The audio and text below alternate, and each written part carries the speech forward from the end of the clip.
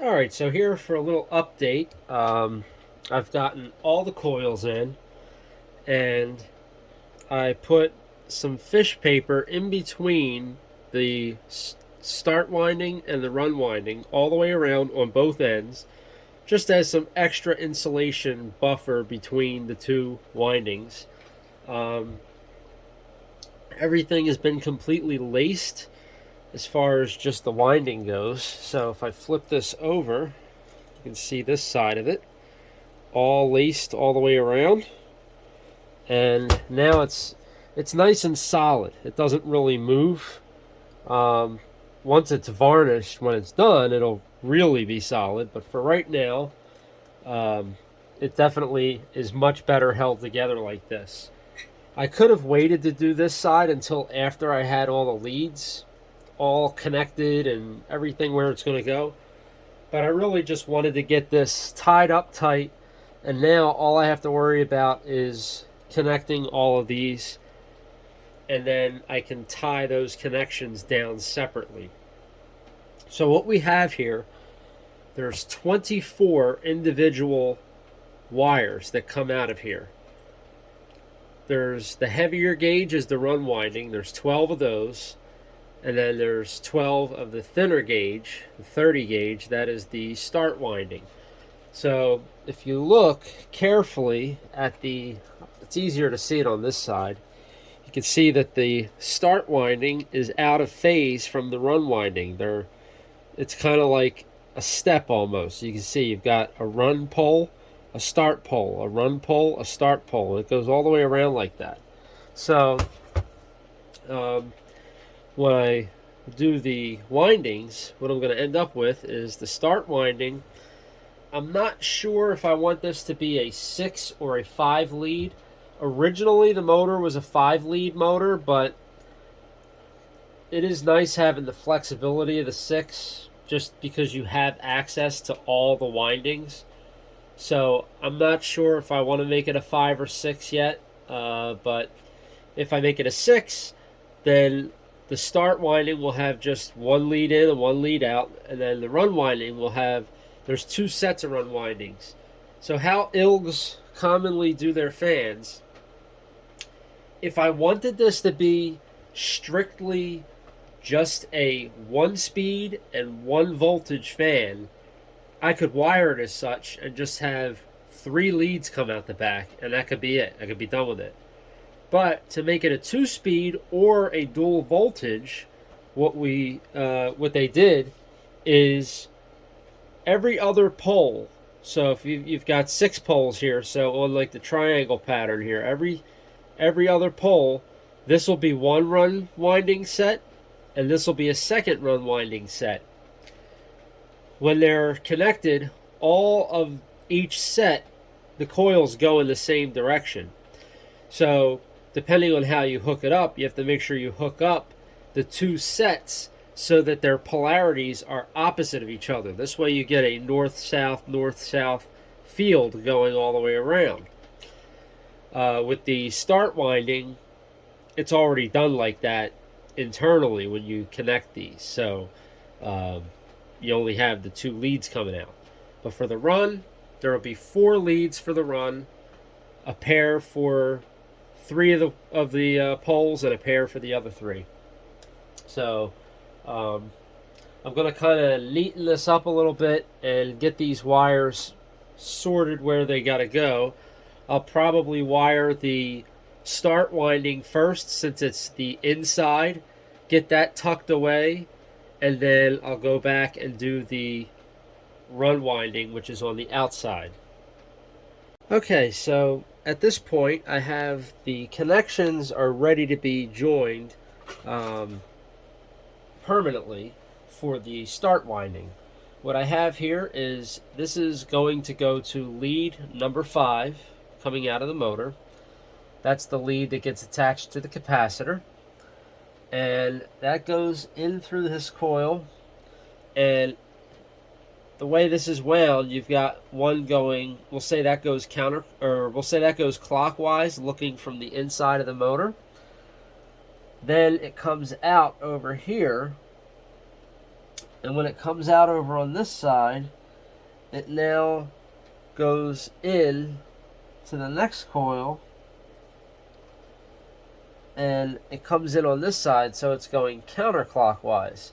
So every other pole, the way these are connected, every other pole of the start winding is clockwise, counterclockwise, clockwise, counterclockwise. It doesn't have to be wound any different when you make the coils. They're all the same. They're identical coils. It's all about how they get connected here. So once I make these connections, I will tuck this start winding all nice and neatly in here, and I will start working on the run windings. Also, real quick, I'll add this number 6. If this was a 6-lead motor, this would be number 6. But this motor originally was a 5-lead, and I think I'm going to keep it as a 5-lead. So this number 6 will actually terminate to the same lead as number 1 inside the motor here. Okay, now I have the joints covered for the start winding, and here's number 5. This is the only part of the start winding that will be accessible from outside the motor when this is done. Number 6 is the other side, but that will be internally bonded to number 1, and this will get terminated as number 1 on the outside of the motor. We also have number 4s right here, number 2 and number 3, and then we have a bunch of connections for the different start windings. So essentially we've got the 3 and then the other 3. You can see it here in my drawing. The blue, this is like every other, here's this pole, the next pole, the next pole. So every other pole is part of the same coil set. So the blue is your 1 to 3, and then the green here is the coil set from 2 to 4. And if we have the entire motor all together, you can see here we've got our 2 and 4, we've got our 1 and 3. 1 is bonded to this red, which is the other end of the start winding. That would be lead 6, and number 5 is right there. So this is essentially the layout of this entire thing. Alright, so I've got all of the connections done on this motor. So now I just need to lace it all together. So to do that, what I like to do for a stitch is, if you have it like this, pull it through underneath, go under, and pull like this, and when you cinch it up, it makes a nice tight stitch. And then you can go to the next one. So again, same thing. You're going to go underneath. I like to use these long, skinny needle nose pliers. They work well for grabbing inside there to get the lacing cord. And same thing. Pull it tight. And just keep working all the way around.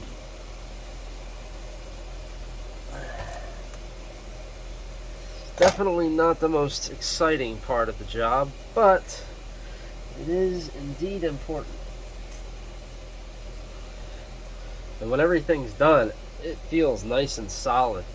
So it's definitely worth doing. I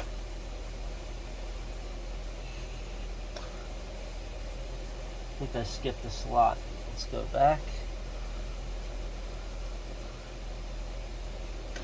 I don't know if I can get in between there or not, but I'm going to try. No, I don't think I can get in between there, so I'm just going to have to skip that slot. But that's okay. It will still bond everything together perfectly fine.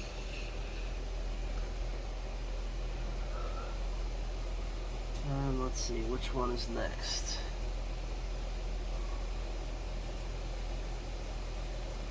Sometimes you get a spot where you just can't quite get it through.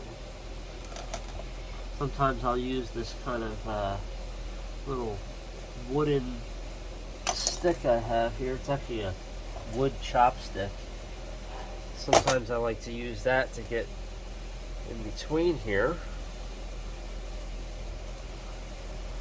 And just keep on pulling everything tight as we go around. Let's see. There's the next one.